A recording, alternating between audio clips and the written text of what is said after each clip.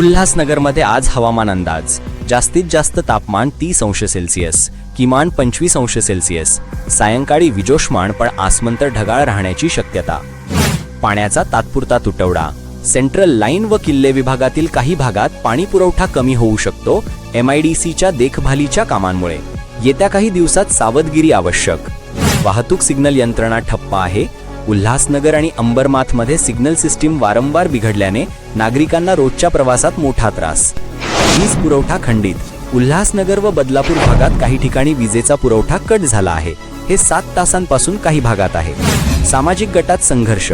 उल्हासनगरमध्ये 2 गटांमध्ये वाद झाला. एक युवक भागात मारहाण झाल्याची घटना. हे स्थानिक गुन्हेगारी वृत्त. मूलभूत सुविधांवरून लोकांचा तक्रार.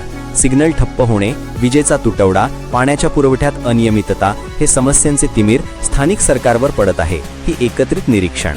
स्थानिक राजकारण.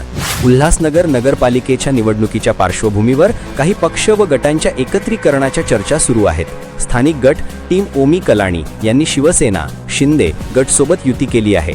सार्वजनिक निधीचा वापर व तो अकार्यक्षम असल्याचा आरोप वाढतो आहे. विशेषतः सिग्नल यंत्रणेसाठी खर्च केल्यावरही परिणाम दिसत नसल्याचे तक्रारी.